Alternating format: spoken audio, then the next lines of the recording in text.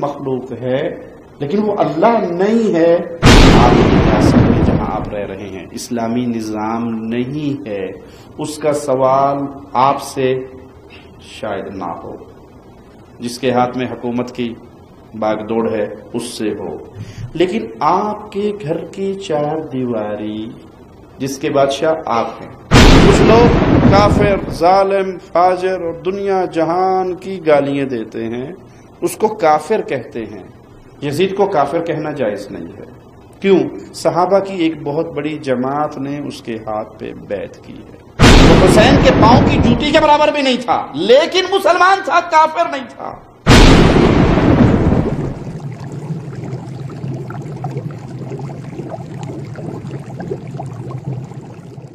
ان الحمد للہ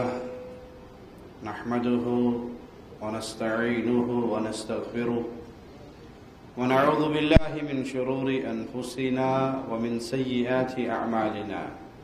من يهده الله فلا مضل له ومن يضلل فلا هادي له، اشهد ان لا اله الا الله وحده لا شريك له واشهد ان محمدا عبده ورسوله، اما بعد فان خير الحديث كتاب الله وخير الهدي هدي محمد صلى الله عليه وسلم، وشر الأمور محدثاتها وكل محدثة بدعة وكل بدعة ضلالة وكل ضلالة في النار، أعوذ بالله من الشيطان الرجيم، بسم الله الرحمن الرحيم، قل هو الله أحد الله الصمد لم يلد ولم يولد ولم يكن له كفوا أحد۔ سائل کہتا ہے کہ نبی کریم صلی اللہ علیہ وسلم کو یا رسول اللہ صلی اللہ علیہ وسلم کہا یا پڑھا یا لکھا جا سکتا ہے؟ نبی کریم صلی اللہ علیہ وسلم کو یا رسول اللہ کہنا، لکھنا، پڑھنا انسان کی عقیدے پہ ڈیپینڈ کرتا ہے۔ صحابہ کرام پیارے نبی صلی اللہ علیہ وسلم کی موجودگی میں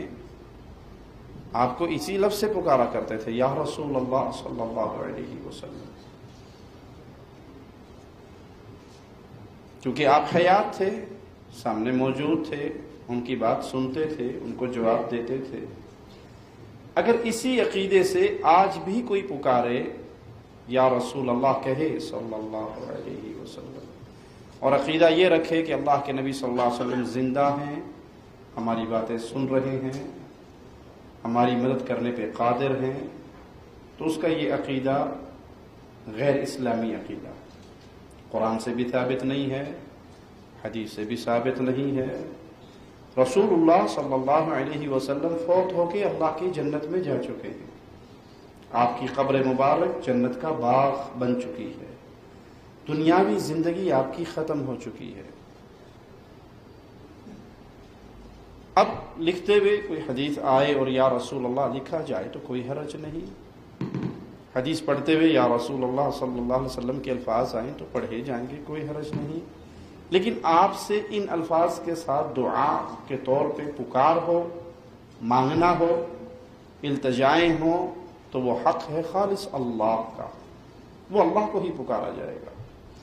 اصل میں پکار، دعا یہ عبادت ہے، الدعاء هو العبادہ۔ نبی صلی اللہ علیہ وسلم کا فرمان ہے کہ پکارنا ہی عبادت ہے۔ کوئی یا اللہ مدد کہتا ہے تو وہ اللہ کو پکار کر اللہ کی عبادت کر رہا ہے۔ اگر کوئی اسی عقیدے پر نبی کریم صلی اللہ علیہ وسلم کو پکارتا ہے اور یہ عقیدہ رکھتا ہے کہ آپ صلی اللہ علیہ وسلم سن رہے ہیں،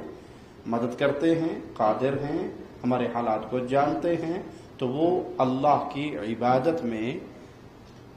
غیر کو شریک بنا رہا ہے۔